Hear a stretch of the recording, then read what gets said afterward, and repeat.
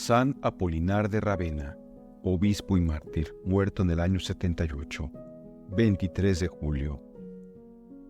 Se daba antiguamente el nombre de Pasión a los documentos hagiográficos que relataban el martirio de los santos.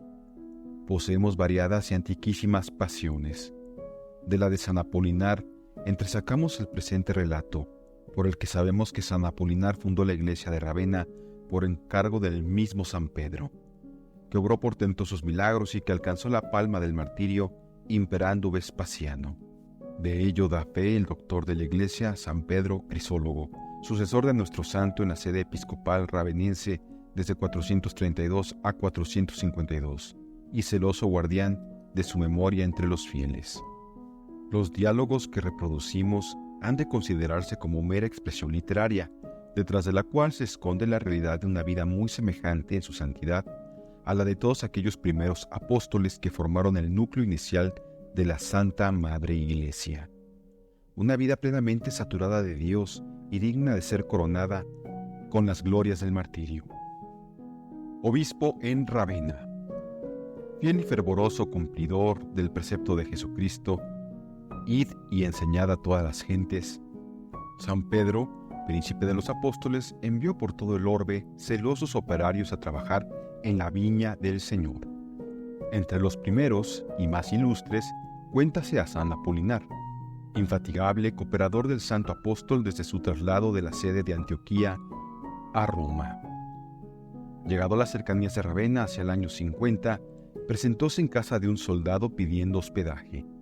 Ireneo, que así se llamaba le recibió con cariñosas muestras de afecto, mereciendo que Apolinar le contara llanamente las incidencias del viaje y le diera a conocer los proyectos que se proponía realizar en aquella población. Observando en el militar creciente interés por cuanto oía, invitóle a desechar el falso culto de los dioses y a abrazar la religión cristiana, cuya doctrina le expuso. Replicóle Ireneo: si el Dios que me predicas, oh extranjero, es tan poderoso como dices, suplícale que devuelva la vista a mi hijo, y creeré todas esas doctrinas que tan ardorosamente proclamas. Trajeron al ciego, y hecha sobre sus ojos la señal de la cruz, recobró la vista, con gran admiración y asombro de los muchos curiosos que allí se habían congregado para contemplar de cerca al extraño forastero. Este inesperado prodigio influyó favorablemente en el ánimo de los circunstantes, los cuales se prestaron a escuchar las admirables enseñanzas del santo. Ante el gobernador. Hallábase Ireneo al día siguiente en casa de un tribuno militar, amigo suyo, y cuya mujer, por nombre Tecla, padecía una enfermedad que los médicos reputaban incurable. Después de oír las angustiosas palabras del tribuno, dijo Ireneo: «Oye, tribuno, hospedo en mi casa a un forastero que ha curado la ceguera de mi hijo sin auxilio de medicamentos y que puede devolver la salud a tu esposa». Llamado Apolinar, curó de cuerpo y alma a la enferma, en virtud de lo cual convirtiéronse a la fe de Cristo el tribuno con toda su familia y numerosos amigos. Desde entonces vivió el santo en aquella casa, convertida en centro de su actividad apostólica, donde secretamente se reunían cuantos deseaban oír al predicador del Evangelio. No faltó quien incluso le confiara la educación cristiana de sus hijos. De este modo se formaba en Ravenna una cristiandad floreciente atendida por 2 sacerdotes, Aderito y Calócero, y 2 diáconos que el santo ordenó, Marciano y Leucerio. Los 4 vivían en común bajo la inmediata dirección de Apolinar. Pronto la fama de se esparció por toda la población y los paganos, temerosos de que el culto de los dioses se extinguiera, prendieron al santo obispo para llevarlo a presencia del gobernador Saturnino. Influido ya por las acusaciones de los idólatras, condújole al Capitolio de Ravenna para interrogarle en presencia de los sacerdotes de los ídolos. «¿Qué intentas hacer entre nosotros?», preguntó el gobernador. «Predicar la fe de Cristo», contestó el santo con decisión. «¿Y quién es ese Cristo al que quieres predicar?». «Es el Hijo de Dios, el que ha dado vida a cuantos seres existen. Según eso, ha sido enviado para destruir el culto de nuestros dioses, ¿verdad? ¿Desconoces quizá el nombre del gran Júpiter que mora en el Capitolio y a quien debes invocar con temor?» Ignoro en absoluto quién sea ese Júpiter de que me hablas. Que se venga con nosotros, dijeron los pontífices al juez, y podrá contemplar la magnificencia del templo y la hermosa estatua de nuestro Dios poderoso y temible. Que venga, pues quiere conocerlo. Accedió el juez y acompañaron a Apolinar al templo. Al ver la espléndida construcción, sonrió y dijo a los presentes en tono compasivo: «¿De esta magnificencia y de estos adornos os enorgullecéis? Más os valdría vender todo eso y repartir su precio entre los pobres, en vez de dedicar tan cuantiosas riquezas al culto de los demonios». Los idólatras, ciegos de furor, amotinaron al populacho contra el santo. Sacaron a este violentamente de la población y lleváronle a rastras hasta la orilla del mar. Allí, tras un brutal apaleamiento, le dejaron abandonado y medio muerto. Sus discípulos le recogieron al amparo de la noche y lleváronle a casa de una piadosa viuda. Los solícitos cuidados de ésta le devolvieron poco a poco la salud. En cuanto se halló totalmente restablecido, dirigióse a Chiusi, hoy Toscana, instado por un tal Bonifacio a cuya hija posesa curó milagrosamente. De allí fue a Emilia para volver luego a Ravenna. El excónsul Rufo. Vivía a la sazón en Ravenna el excónsul Rufo. Habíale concedido el cielo, en el ocaso de su vida, una hija en quien cifraba todas sus esperanzas y a la que amaba entrañablemente, pero una maligna y gravísima enfermedad pugnaba por arrebatársela. Amargado por el dolor, envió al siervo de Dios un mensajero para que expusiera su triste situación. Estaba convencido que solo el santo podía remediarla. Acudió a Apolinar, mas llegó a casa del noble patricio cuando la doliente fallecía. El angustiado padre exclamó inconsolable: «Ojalá no te hubieras llegado a mi casa, Apolinar, pues Júpiter no hubiera vengado el desprecio que le hice al confiar en la virtud de tu Dios». Y luego, descorazonado por el dolor de aquella irreparable pérdida, añadió: «¿Qué puedes hacer ya por ella?». «Ten confianza, Rufo», respondió el santo. «Promete dejar a tu hija en absoluta libertad de seguir a Jesucristo, y él hará lo que conviene».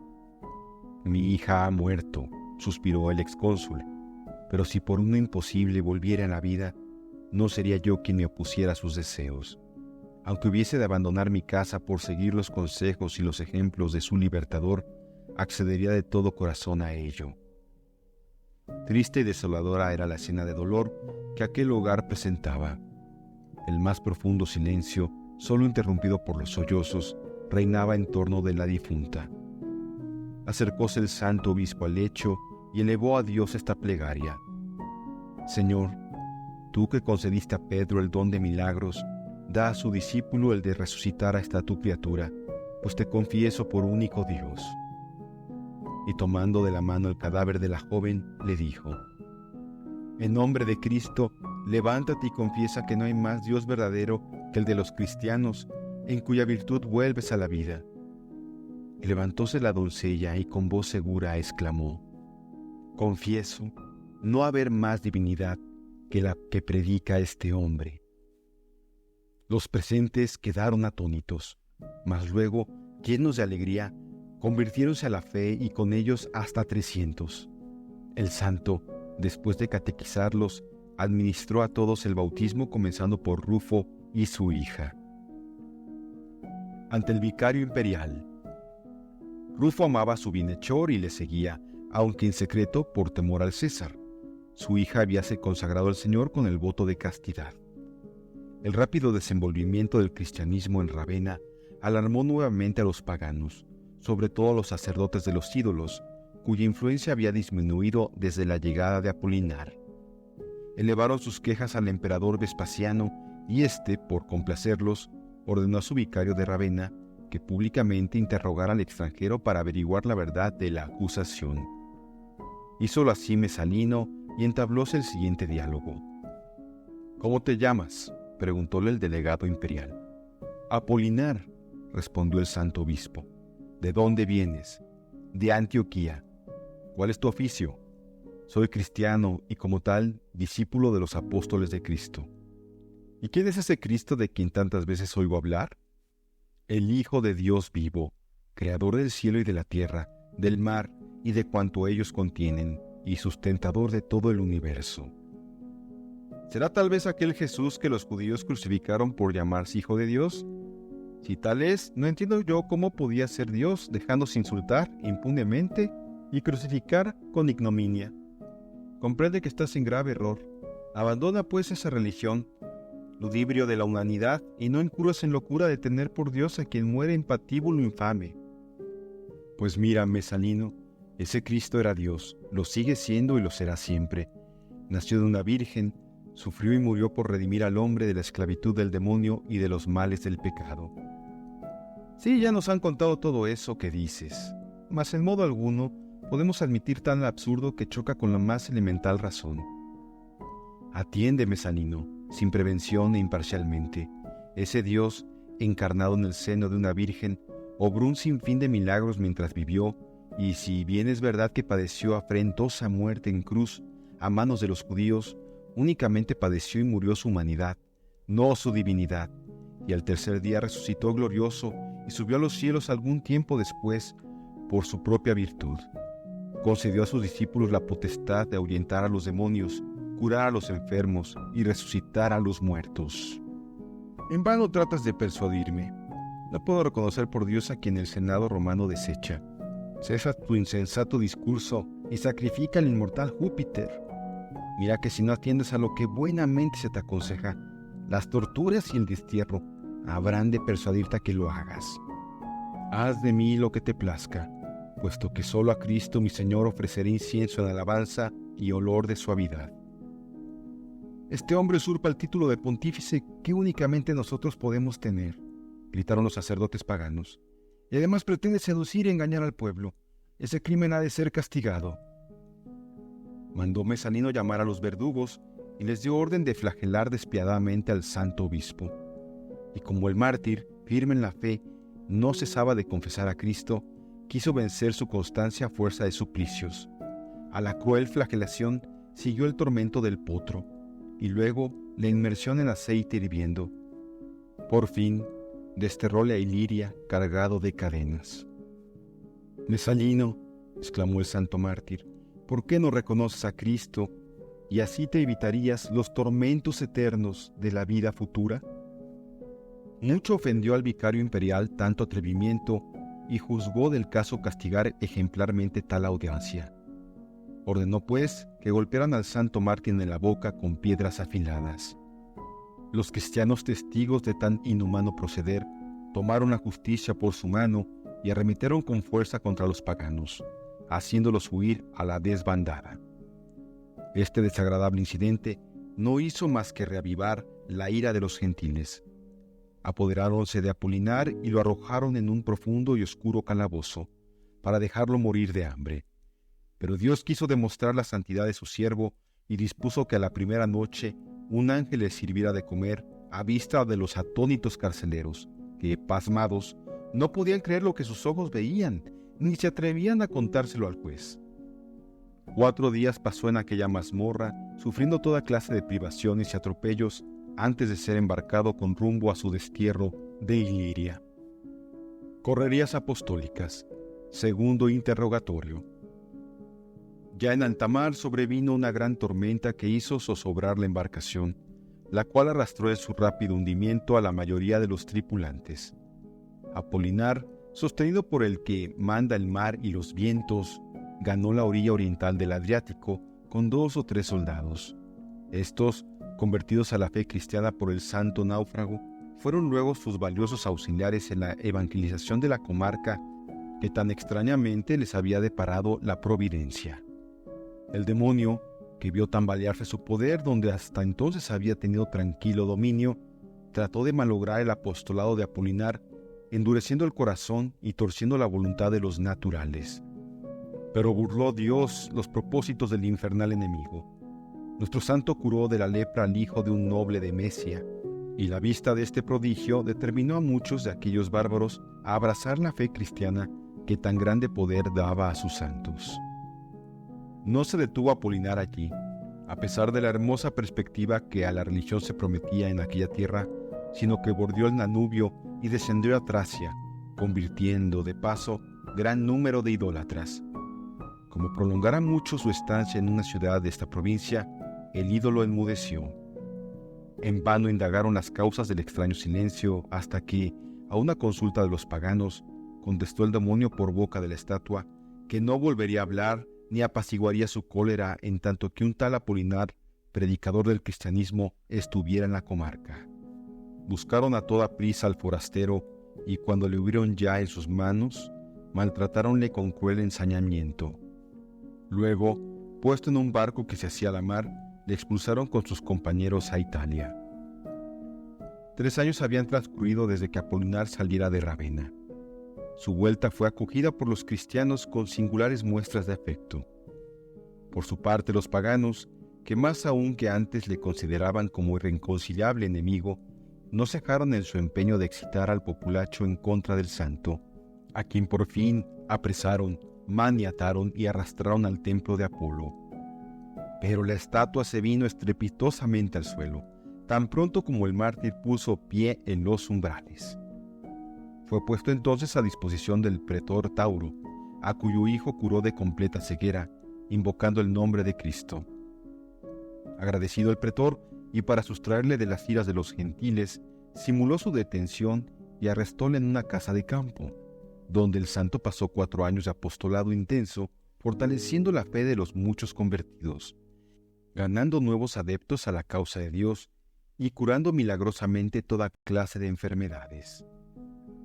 Intento de evasión, muerte del santo. Los sacerdotes de los ídolos descubrieron las intenciones que abrigaba Tauro al retener en su finca al obispo, razón por la cual acudieron nuevamente a Vespasiano, asegurándole que peligraban los intereses del imperio si no cesaban las activas propagandas que el cristianismo venía realizando en perjuicio de la religión de los romanos. Ante denuncia tan grave, dio el emperador orden al patricio Demóstenes para que juzgara al supuesto criminal sin pérdida de tiempo. En cuanto estuvo el reo ante el tribunal, preguntóle Demóstenes: «Viejo seductor, ¿cuál es tu linaje?» «Soy cristiano y tengo a mucha gloria y satisfacción el serlo». «Insensato, ha sonado ya la hora de acabar con tus locuras y calmar la cólera de los dioses justamente irritados contra ti. Te invito, pues, a rendirles adoración y a dejar tus ridículas innovaciones. Lejos de mí semejante villanía. Moriré fiel a mi Dios y gustoso ofreceré mi vida en holocausto por mis hijos espirituales. Y ay de vosotros, Demóstenes y demás paganos, que rehusáis adorar a Cristo. Las llamas eternas del infierno serán el galardón que premie el culto que dais a los demonios, personificados en vuestras estatuas». Exasperó al juez confesión tan valiente. Confió la custodia del reo a un centurión, mientras él ideaba nuevos géneros de tormentos que acabaran con la vida del santo mártir. Pero el centurión, que era cristiano, aunque no manifiestamente, pensando prestar un servicio a la fe que profesaba, propuso al detenido un plan de evasión. Aceptó Apolinar con la mira puesta únicamente en la extensión de la fe y realizóse la aventura a medianoche. Pero otros eran los designios de la divina providencia, que quería recompensar los trabajos de su siervo. Estando ya fuera de la población, reconocieronle unos espías paganos que andaban en su busca, y le prendieron y apalearon tan bárbaramente que le dejaron por muerto. Recogido por sus discípulos, fue llevado a casa de un leproso, donde vivió aún 7 días. Allí predijo a los cristianos grandes persecuciones contra la iglesia, las cuales serían seguidas de la más completa calma. Murió el atleta de Cristo el 27 de julio del año 78, y su cadáver fue enterrado en Clase, hoy día Clase Fuori, arrabal de Ravenna. Junto a su sepultura se reunían los habitantes de la ciudad en circunstancias en que se había de prestar solemne juramento, y al efecto extendían las manos sobre la tumba que guarda las reliquias de su glorioso apóstol. Reliquias de San Apolinar. Conócese desde muy antiguo la historia de estas reliquias. Por testimonios fidedignos, sabemos que ya en el siglo VI había en Clase una iglesia dedicada al santo, debido a la munificencia de un devoto llamado Juliano y consagrada en 549 por el obispo Maximiliano. Un siglo después, otro obispo por nombre Mauro del 642 al 671, colocó las reliquias en medio de la iglesia y grabó su historia en láminas de plata. Reconociéronse los sagrados restos en 1173, en el pontificado de Alejandro III, y en 1511 en el de Julio II, al ser restaurada la tumba. Cuando en el siglo XVI los religiosos de San Apolinar de Clase se trasladaron al convento de San Romualdo de Ravenna, llevaron secretamente las reliquias de su ilustre patrón y las depositaron en su iglesia. El cabildo de la catedral las reclamó alegando que los restos de su primer obispo pertenecían de derecho a la iglesia metropolitana por él mismo fundada. Llevado el pleito a Roma, ganólo el cabildo y en 1654, por decreto de la Sagrada Congregación de Ritos, fueron transportadas las reliquias definitivamente a la antigua basílica y depositados en la cripta, debajo del altar mayor.